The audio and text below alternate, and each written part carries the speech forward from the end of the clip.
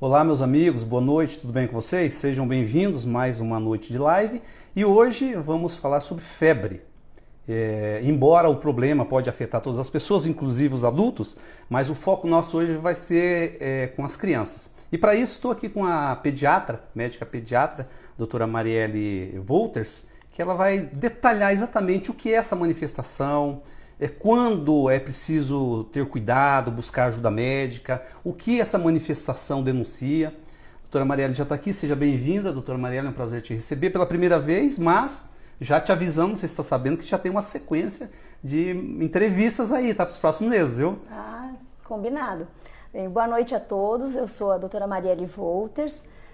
Vamos falar um pouquinho sobre febre. Primeiramente eu queria agradecer o convite da live, dizer que eu fiquei muito feliz, um pouco tensa por ser minha primeira live, mas tenho certeza que vai dar tudo certo e vai ser um bate-papo bem bacana. Vamos tentar responder algumas perguntas que o pessoal enviar aí pra gente de forma objetiva, bem clara, para desmistificar algumas coisas referentes à febre. Tá certo. Doutora, para a gente começar aí de uma forma bem didática, explicativa, queria que você explicasse para a gente, para os nossos seguidores, nossos amigos, o que é febre. Sim. A febre, ao contrário do que a maioria das pessoas pensa, a febre ela é um sinal que o nosso organismo manda para a gente. Ela não é uma doença em si, O organismo detecta a presença de um vírus, de uma bactéria, de algo diferente dentro do nosso organismo. Ele eleva a nossa temperatura na tentativa de nos dar um alerta, de nos avisar que algo de errado está acontecendo ou prestes a acontecer, para a gente ficar justamente alerta aos próximos sinais que ele vai emitir. Tá certo. Pessoal, só voltando um pouquinho aqui, antes da gente continuar com as perguntas com a doutora Marielle, nós havíamos marcado essa live para as 20h30. E vida de médico é assim mesmo, doutor? É vida corrida, atende em vários locais e a doutora Marielle atende, a exemplo de outros médicos, em diversas instituições. Mas como hoje estava aqui ao lado, nós tínhamos marcado, mas ela conseguiu antecipar, tá? Então eu peço desculpa aí aos amigos, nós pudemos antecipar, tá bom? Mas de qualquer forma o importante é o resultado do nosso bate-papo, tá bom, pessoal? Só esclarecendo aí esse detalhezinho.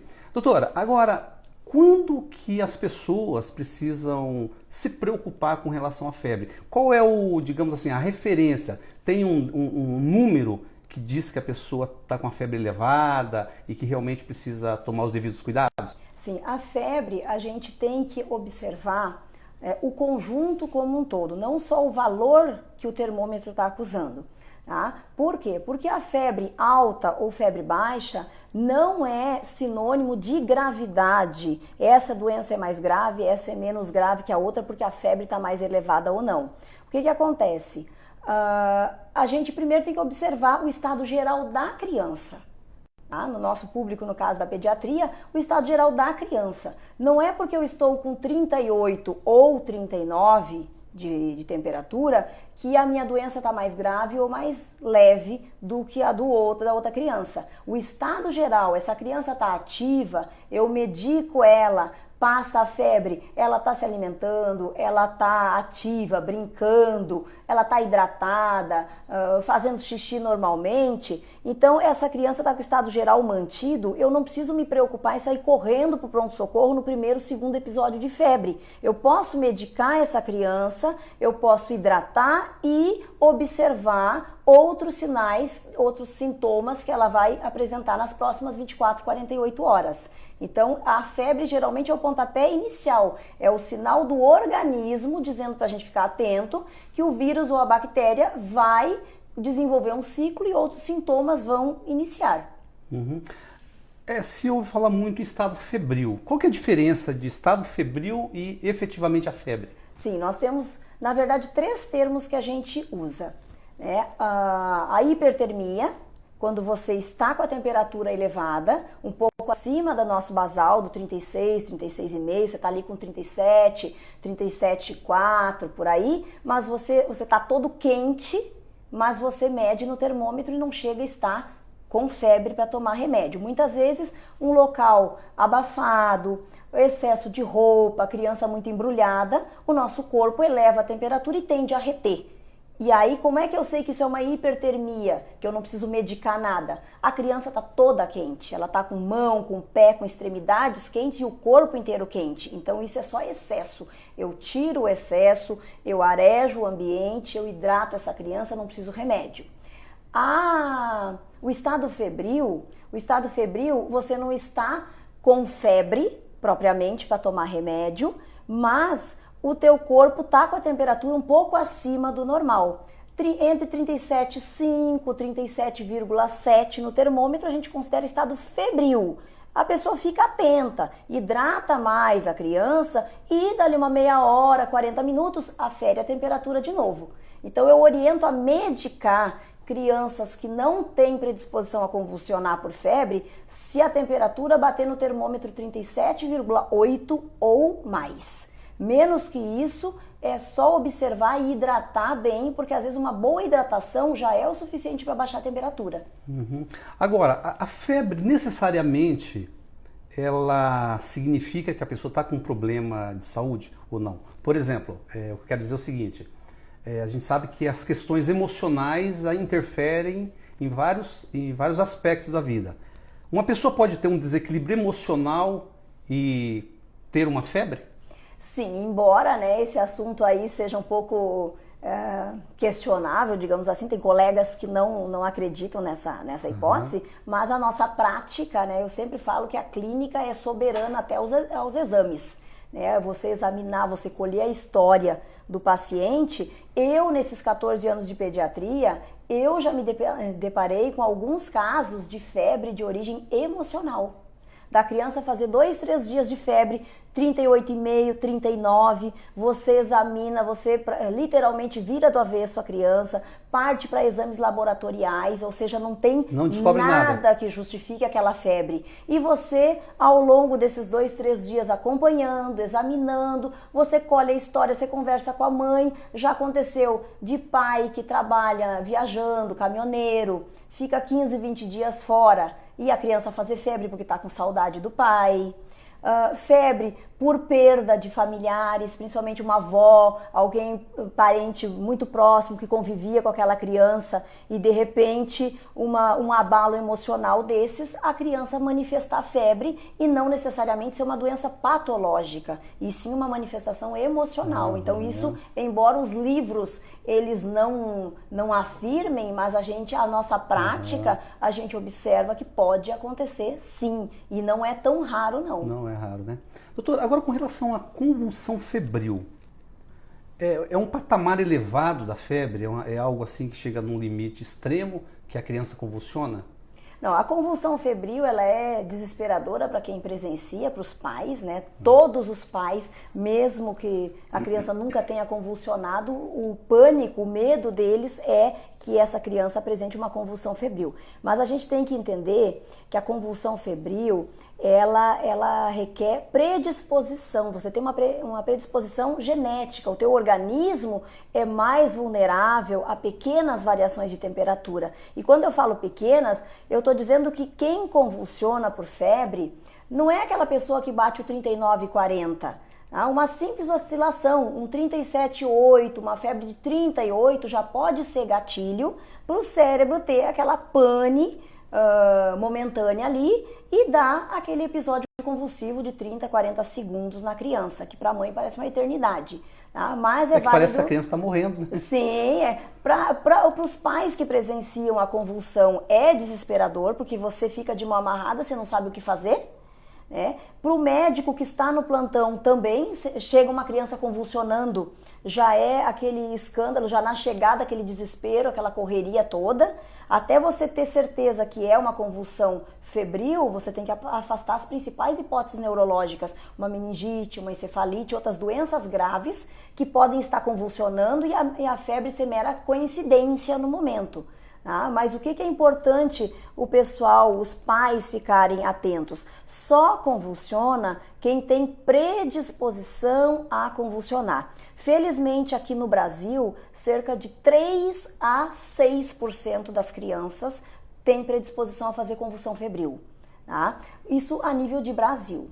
Quando a gente fala Paraná, São Paulo, esse percentual ele aumenta um pouquinho, vai de 5% até 9%, por conta da miscigenação. Os orientais, eles têm uma predisposição maior a convulsionar por febre. E aqui Maringá e São Paulo, por serem os dois maiores centros de imigrantes orientais japoneses, então a nossa porcentagem ela é um pouquinho maior. Mas você vê, 5 a 9%, ou seja, de cada 100 crianças, 5 tem predisposição. Predisposição não quer dizer que você vai convulsionar, você tem um risco mas você não necessariamente vai convulsionar. Mas a convulsão, a febril, ela é totalmente benigna, né? Não deixa sequelas, dura 30, 40 segundos apenas. Ou seja, pelo que você falou, para uma criança convulsionar, esse acontecimento não está ligado ao número da febre, sim à predisposição. Sim. Esse é o fator preponderante. Doutora, eu quero voltar nesse assunto sobre a convulsão, mas antes eu queria te perguntar o seguinte, a febre recorrente, tá? Você já falou que a febre, ela não é doença, mas ela denuncia um problema, tá? Mas a minha pergunta é o seguinte, a febre por si só, ela causa algum comprometimento para a pessoa, para a criança no caso? Tudo depende do valor nesse caso, tá? Porque a febre, como a gente falou, ela é um sinal de alerta do nosso organismo, que ele está tentando nos avisar que alguma coisa estranha está acontecendo, tá? A gente tem que saber que tem alguns vírus, algumas bactérias que eles são termosensíveis, ou seja, qualquer oscilação da temperatura, saiu ali do 36,5, 37, qualquer oscilação para mais, esses vírus, essas bactérias, eles são inibidos. Pela febre? Pela febre. O nosso organismo, ele é uma máquina extremamente inteligente, ela trabalha a nosso favor. Então a febre acaba sendo, nesse caso, um mecanismo de defesa? É um mecanismo totalmente de defesa da gente. Então é precipitado no primeiro, segundo episódio de febre, você já correr para o socorro, você já querer fazer exames laboratoriais, você outro sintoma. Você examina, a criança está bem, está ativa, aceitando dieta, e passa 2, 3 dias, a febre vai embora e nenhum outro sintoma surgiu. Ou seja, o nosso organismo venceu a guerra. Ele conseguiu só com essas elevações de temperatura bloquear que aquele vírus ou que aquela bactéria replicasse e fizesse o seu ciclo e desenvolvesse a doença em si. Então a febre muitas vezes ela é um mecanismo de defesa. Quando é que a gente pensa em comprometimento? Quando a criança começa a ter febres de 40 graus para cima. Tá? Por quê? Porque o nosso organismo ele não está preparado para uma temperatura tão elevada assim. Então, febres muito altas, de 40, 41 graus, elas aceleram o nosso metabolismo, o nosso consumo de oxigênio começa a ser maior e aí já começa a ter dano para o nosso organismo.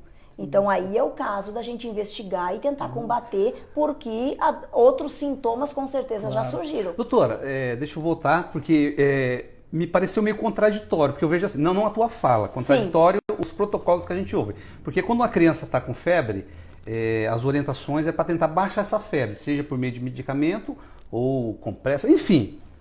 Bom, se em muitos casos a febre é um mecanismo de defesa, não seria temerário, então, baixar essa febre? Não teria que deixar essa febre continuar para tentar eliminar esse elemento que está gerando? É porque assim, se for uma febre... Depende do caso, como é que é? Tudo depende do estado geral da criança. Tá? Porque eu pego crianças no pronto-socorro com 40 graus de febre, quase que virando cambalhota, ativa, brincando, tocando terror lá. Entendi. Essa febre não está sendo maléfica para essa criança, não mudou nem sequer a rotina dela. Então a mãe fala, tá com febre, mas chegou aqui, parece que melhorou. Entendi. O estado geral, se a criança está muito prostrada, está muito abatida, ela tem que ser examinada, tem que ser investigado, porque não é o valor. É o estado geral da criança. Tá? Tem crianças que um quadro de resfriado, de diarreia, essas gastroenterite comum aí que a gente estava um surto até semana passada, que faz 39 graus de febre. Tá? No horário, por que a gente vai medicar, como você perguntou? Porque uma criança que tiver com febre 38,5, 39, ela não vai ficar o tempo inteiro ativa. Ela vai ficar um pouquinho ativa. Daqui a pouco ela já vai dar aquela murchada, vai desanimar, vai ficar mais quietinha no canto Debilita, dela. né? A febre debilita o organismo, então né? a gente orienta que medique essa criança. Deu 37,8 ou mais. A criança já está meio quietinha, diferente do habitual, medica e começa a hidratar ela. Hidratar, que eu falo, é água, dependendo da faixa etária, suco, líquidos em geral, né? Tudo de acordo com a faixa etária da criança. Então, assim, às vezes, um 38,3 para uma criança bem ativa, se ela está na rotina dela normal, eu, particularmente, eu não vejo necessidade de medicar. Agora, se ela está com 37,8 e está murchinha jururu no canto, só deitadinha, desanimada, medica ela. Ou seja, é o estado geral da criança. Doutora, já tem algumas perguntas aqui. A Rosimeire pergunta o seguinte: a criança, deve ser o filho dela, filha, né? Tem rinite. Pode ter febre por conta desse problema? Rinite pode causar febre? Rosimeire, primeiro, rinite, ela é uma doença de caráter alérgico, tá? Os nomes são tudo parecido, tem muitos ites aí na pediatria, na medicina, mas a rinite em si, ela é uma doença de origem alérgica. E as alergias, elas não costumam causar febre, tá? A rinite, a manifestação é espirro, coceira no nariz, coceira nos olhos, aquela sensação de congestão, aquela coriza o tempo inteiro, mas a rinite em si, ela não dá febre. Então, nesse caso aí, se for o caso do filho da Rosimeire, se ela tiver febre, e coincidentemente a rinite, tem que investigar outra coisa, não? Se essa criança está com essa rinite atacada, digamos assim, né? Porque ela geralmente, a rinite é um negócio crônico, ela não tem uma cura. Você vai ser rinítico a vida inteira, alérgico a vida inteira. Tem períodos que você entra em crise. Se coincidir com essa criança ter saído de um resfriado recente, ela está muito congestionada o narizinho, pode ser que essa criança esteja fazendo uma rinocinusite. É outra coisa, né? Que aí é outra coisa, como eu disse, são vários ites, os nomes são parecidos, mas os mecanismos e os agentes são diferentes. Aí você está diante de uma rinocinusite que geralmente é bacteriana, que aí trava tudo. Entendi. Doutor, tem uma pergunta aqui do Douglas Belo, que não é tão belo assim. Douglas.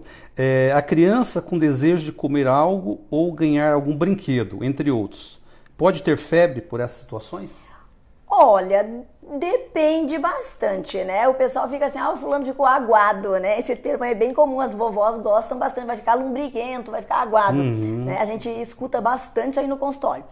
A questão de brinquedo, desejar comer algum negócio, assim, diferente do habitual, passear em algum lugar, assim, bem diferente, pode acontecer, sim. Por quê? Porque entra naquele aspecto que a gente estava falando do emocional. Né? O emocional não são só perdas, não são só traumas, são desejos não concretizados também. E a criança, ela viaja, ela vê o amiguinho com um brinquedo lindo, ela quer também. Então isso aí pode, embora os livros, né, cientificamente não esteja escrito, mas na prática pode acontecer. Da criança ficar 1, 2, e já aconteceu. O pai vai lá, compra o brinquedo, é o remédio da criança, né? Você falou de doenças bacterianas, né? Citou até a meningite aí. A maior parte da febre é decorrente de doenças bacterianas ou virais, doutora? Ou não tem como precisar isso aí? Olha, tudo depende da faixa etária, né? Na pediatria, a gente sabe, falando, por exemplo, de doenças respiratórias. Né? Doenças respiratórias em pediatria, 70% a 80% é de caráter viral. Ou seja, na grande maioria das vezes não precisa a gente fazer uso de antibiótico. Muitos tomam equivocado. Entendi. Mas tem algumas doenças que são de cunho bacteriano. Só que aí você tem que colher a história, examinar bem com cautela, ver os sinais, a faixa etária, porque tem doenças que, dependendo da faixa etária, você sabe já na prática quais são os bichos mais frequentes que acometem aquela criança, um pré-escolar, uma criança de creche. Então, tudo depende da faixa etária da criança e do quadro clínico. Os sintomas associados, os exames laboratoriais, eles são complementares. Na grande maioria das vezes nem precisa. Só pelo exame, você fazer uma anamnese, uma história clínica bem feita, pegar as informações bem certinho com a mãe, norteia muito o tratamento. Entendi. Doutora, a Socorro Divino pergunta o seguinte, boa noite, doutora. A partir de qual sinal de febre a gente precisa medicar a criança? Como eu falei agora há pouco, tá? Nos livros menciona 37,8 ou mais, mas tudo vai do estado geral. Se a criança tiver com 37,8, com 31...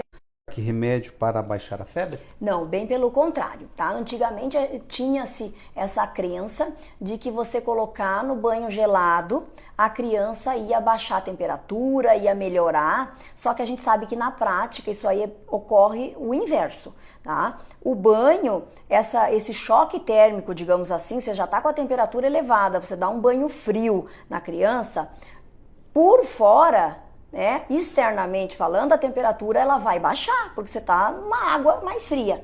Entendi. Internamente, você vai reter esse calor, tá? E pode ser pior ainda. Pouco tempo depois do banho, essa febre ela vai fazer um rebote, ela vai vir com força total. Sem falar que a criança já está com febre, está debilitada, às vezes está com alguma dor e você ainda vai estressar mais ainda ela num banho frio, isso é totalmente contraindicado, tá? Então já há anos já foi banido, tá? Eu surtava quando eu chegava lá no PA e ainda botavam nas banheiras crianças, a enfermagem já sabia que quando eu estava de plantão era proibido banho, tá? As compressas com álcool também não são indicadas, tá? São totalmente contraindicadas. O que você vai fazer se a criança está com febre? Tem pessoas que falam que tem calafrio, sente muito... O calafrio é um dos acompanhantes da febre, certo, né? Dependendo do valor, você tem aqueles tremelicos ali, o calafrio. Tá? Mas ele faz parte do quadro. Certo. Tá? Não, tem febre baixa, tem febre alta que cursa com calafrio. Doutora, agora em linhas gerais, o que os pais devem fazer? Porque até um certo período da vida, né, da criança, né? Não sei, 3, 4 anos, você pode dizer melhor. Existem as doenças recorrentes, né? As ites que você já falou, doenças virais, enfim. E também a febre, consequentemente a febre, né? Quais são os medicamentos que a mãe, ou quais os comportamentos, você já falou algumas coisas, que os pais, aliás, devem manter como forma de não entrar em desespero, não ter que todo momento ir para um PA e buscar médico para poder... Assim, os meus pacientes de consultório, eles já sabem que eu sou chata nessa parte, eu bato sempre na mesma chata tecla. Que você diz é criteriosa, né? É, criteriosa. É diferente, né? Eu brinco com eles que todo remédio pode ser veneno, tudo depende dose, né? da dose e da circunstância que ele é administrado. Então, a gente não pode aquela coisa, é só um paracetamol, é só um ibuprofeno, é só uma dipirona. Não, isso é um remédio. O organismo ele entende como um remédio, tá? E toda medicação pode ter efeitos colaterais. Então, o que a gente tem que fazer quando a criança inicia quadro febril? Tá? Se há necessidade de medicar, 37,8 e tá jururu, tá abatida, medica. Esse remédio ele vai variar de acordo com a faixa etária. Por exemplo, crianças menores de 6 meses é contraindicado ibuprofeno, crianças menores de 3 meses é contraindicado dipirona, tá? Então, em geral, até os 6 meses, os meus pacientes eu costumo orientar a dar o paracetamol. Tá? E aqui qualquer um, não tem marca, não vamos fazer propaganda, claro, com certeza, é o princípio ativo, o paracetamol em gotinhas, tá? Quando necessário. Tá, mas eu vou dar de 8 em 8? Não, eu vou dar agora, eu vou hidratar bem essa criança, eu vou observar. São 3 coisas que a gente precisa fazer quando a criança começa só com febre. Você medica se necessário, com o remédio adequado para a faixa etária, você hidrata e você observa. Esse observa, em média, 48 a 72 horas. Passou de 48, 72 horas, a criança persiste com febre inespecífica, não surgiu nenhum outro sintoma para nos orientar assim, eu acho que é um resfriado, é uma diarreia, uma virose, um mão-pé-boca, enfim. Não, é só febre, já faz 2, 3 dias que ela vem tendo febre recorrente, termina o horário do remédio, eu tenho que medicar de novo porque a febre volta. Nesses casos, aí eu oriento procurar o pediatra ou o serviço de pronto atendimento, porque nós precisamos investigar. Entendi. Meu organismo está gritando com o alerta dele lá ativado já há 3 dias que tem algo errado e nenhum outro sintoma manifestou. Então a gente precisa investigar onde que está esse vírus, onde que está essa bactéria aí que a febre persiste. Tá? Então, aí é o caso de ir para o pronto-socorro. Ou, se a criança menos de 42 meses, não é para ter febre. Então, se um bebê... Menores de 2 meses. Então, se um bebezinho de 1 mês, de 40 dias, começa a fazer febre, esse bebê eu não posso me dar o luxo de esperar 48, 72 horas para esperar. Porque essa criança, esse bebê pode estar fazendo até uma sepse tardia. O que é isso? Tá? Que é uma infecção que pegou essa bactéria, sabe-se lá, às vezes lá no hospital ainda quando nasceu, ou foi contaminado logo em casa com aqueles excessos de visita, enfim. Então, um bebê menor de 2 meses que faça febre, ele tem critério para ir para o pronto-socorro antes dessas 48 horas, porque ele não é para ter nenhum pico febril. Entendi. Tá? Agora, em geral, as crianças maiores, fundamental, são 2 coisas que a gente tem que botar na cabeça. Nós temos que nos manter hidratado e a questão do soro nasal, que as mães relutam. São 2 coisas, são extremamente importantes, porque muitas doenças em criança pequena são de origem respiratória. E se eu me habituar... Né?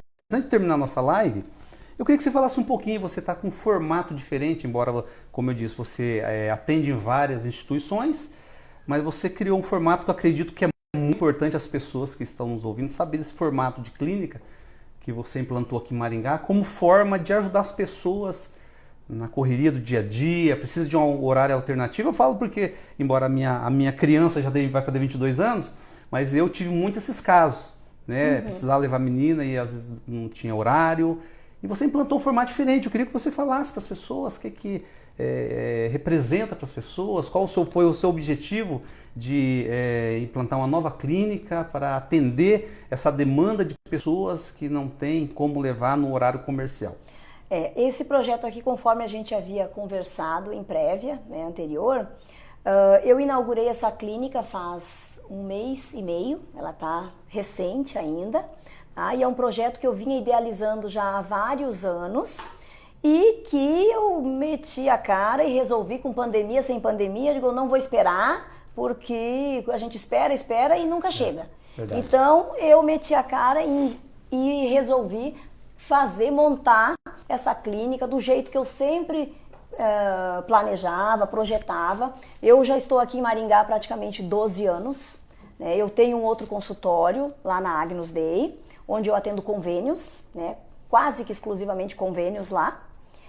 E eu sentia a necessidade, né? Trabalho em vários outros lugares também, mas eu sentia a necessidade de oferecer horários flexíveis para os meus pacientes. E eu falo isso porque, acima de ser pediatra, eu sou mãe também. E eu gosto de participar das consultas dos meus filhos, eu gosto de ir na reunião da escola, eu gosto de estar presente na vida deles. E eu sei que muitos pais acabam deixando de participar das consultas dos filhos justamente pelo entrave do horário. Tá? Você trabalha, a esposa trabalha, como é que os dois vão faltar ao serviço? Né?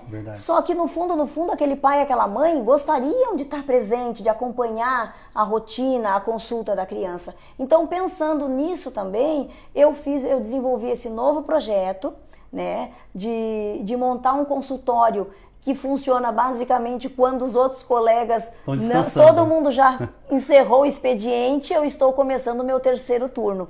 Então, na maioria das vezes, eu estou aqui à noite, tá? Porque eu já trabalhei o dia inteiro em outros locais. Como agora, né? Saí daqui da comunidade, né? E vim direto para cá, e toda quarta-feira eu venho, né? Hoje eu não tive paciente porque a gente combinou a live.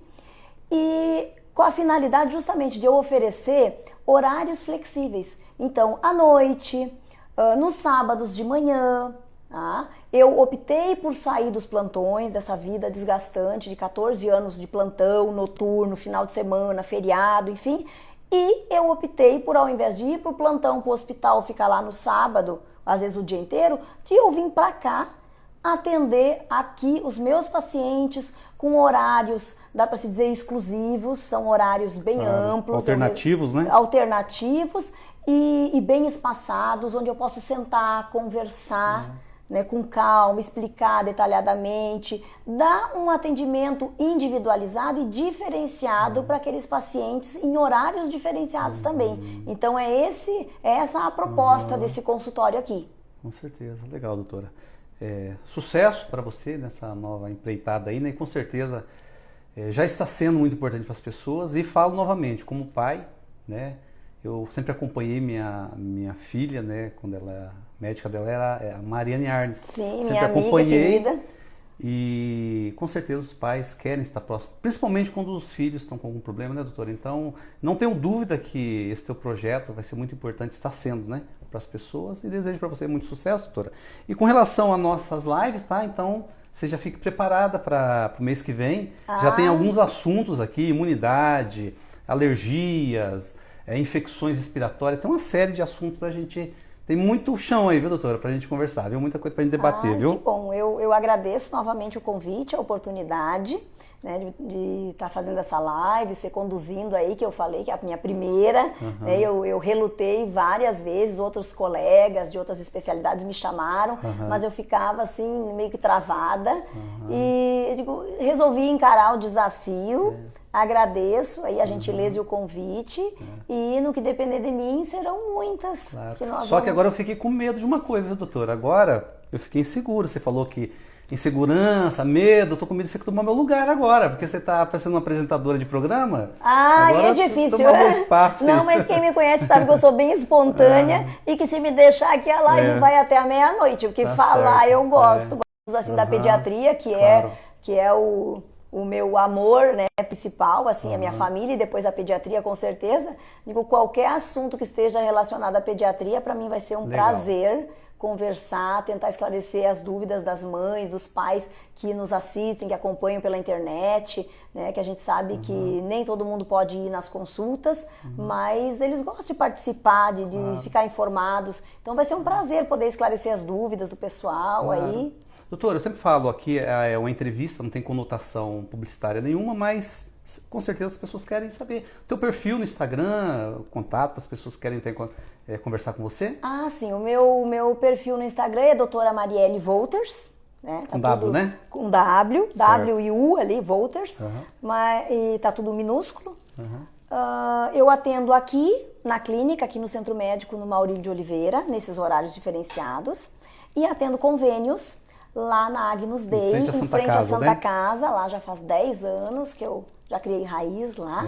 Atendo aqui na comunidade, aqui do lado, minha vizinha. Atendi até pouco tempo em Marialva também. Então, atendo em outras instituições também. Então, eu tenho um leque bem diversificado. O meu dia é bem corrido, mas mesmo assim, à noite, eu faço questão de vir para cá. Tá certo. Doutora, obrigado pelo nosso bate-papo, tá? Como eu te disse, tem uma série de pautas aí pra gente conversar, tá? E conto com a sua participação aqui nesse trabalho que eu sempre falo, para realmente prestar informações para as pessoas de uma forma geral, prevenir, orientações, enfim, para que as pessoas possam, de uma forma geral, viver melhor. Tá bom? Um grande abraço, obrigado, boa noite para você. Obrigada mais uma vez. Boa noite a todos. É isso aí, pessoal. Espero que vocês tenham gostado desse nosso bate-papo. A semana que vem, pessoal, nosso tema vai ser homeopatia e saúde mental. Vou conversar com o psiquiatra, Dr. Marcos Bressan, tá? Vamos falar sobre saúde mental, o que é saúde mental, definição, enfim. E a homeopatia, como que ela atua nos diversos problemas emocionais. Tá bom, pessoal? Grande abraço, boa noite, até quarta-feira.